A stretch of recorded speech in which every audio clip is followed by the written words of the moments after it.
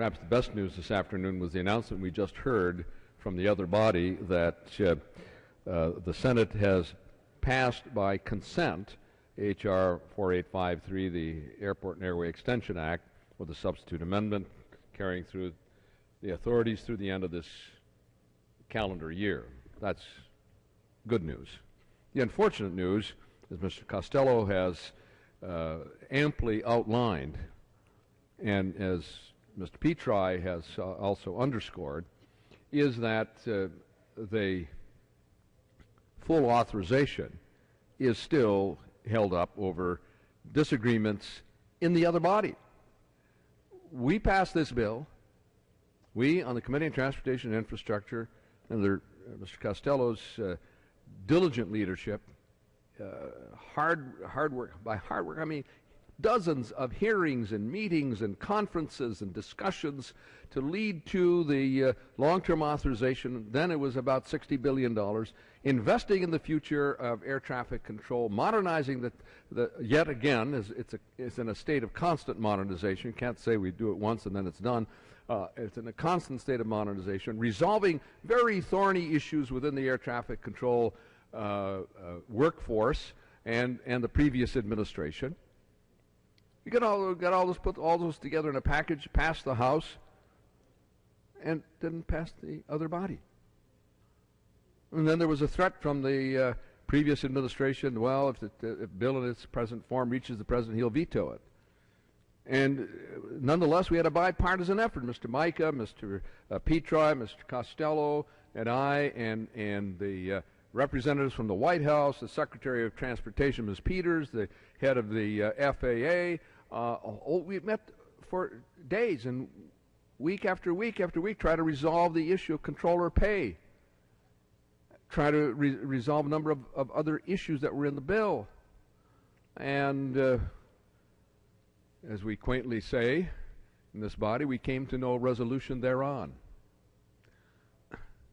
Now we're close. We're so very close. But there are just a couple of items that have nothing to do with the air traffic control system, nothing to do with the air traffic control workforce. This administration came in January of last year, and the first thing the President, the White House did was, with the support, vigorous support, Mr. Costello and me, I think even encouragement from Mr. Micah, Mr. Petri, settle the air traffic controller pay issue. And they did. That was the first thing they did. They tackled it head on. And they had a 95% support vote from the members of NATCA, and things are moving ahead. But now a dispute over whether one airline who has the dominant position at National Airport should have further dominance in long-haul service out of National Airport. That's got the other body all in a tangle. We have not had a formal conference. We have not sat opposite face-to-face to discuss options. There is a flat-out resistance to increasing, in the other body, to increasing the passenger facility charge so that airports, at their discretion, may choose to raise that fee and generate the roughly $2 billion that the passenger facility charge generates to invest in modernization of the airport facilities, improve the terminals and the parking areas and the hard side of the airport, runways and taxiways and parking aprons. All that money goes directly into those investments and creates jobs, economic opportunity. But they're hung up over there.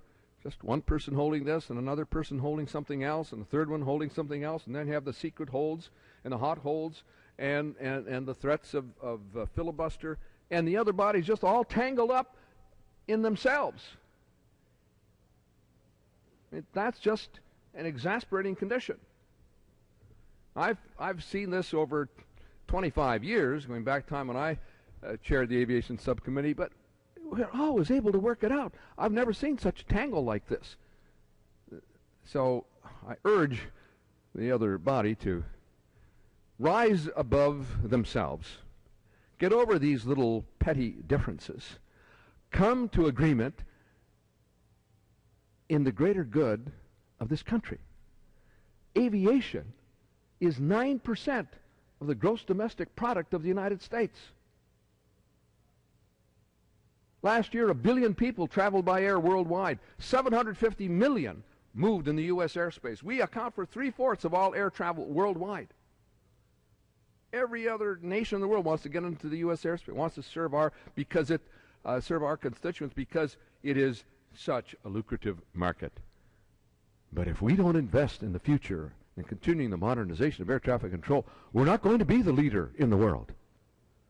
And that is what this legislation does. It lays down charts the path forward for continued modernization of the air traffic control system of the United States, which is the most robust in the world. So we might ask, well, why are we doing just this short-term extension through the end of the year? Because I'm confident that sanity will prevail, that equity will abound in the other body. They will find themselves, and they will come to an agreement in the post-election session, maybe before then. And then we can do the full 4-year authorization bill. Madam Speaker, I rise in strong support of H.R. 6190, the Airport and Airway Extension Act of 2010, Part 3. I want to thank Chairman Oberstar of the full Committee on Transportation and Infrastructure, Chairman Levin and Congressman Lewis of the Committee on Ways and Means for bringing this bill to the floor today. 2 months ago, we passed bipartisan legislation, H.R. 5900, the Airline Safety and Federal Aviation Administration Extension Act of 2010, which was signed into law. It included important airline safety and pilot training provisions from House-passed H.R. 3371, the Airline Safety and Pilot Training Improvement Act of 2009. I am pleased that President Obama signed the legislation H.R. 5900 into law, and I am proud of our efforts to work together in a bipartisan manner to produce the strongest aviation safety legislation in decades.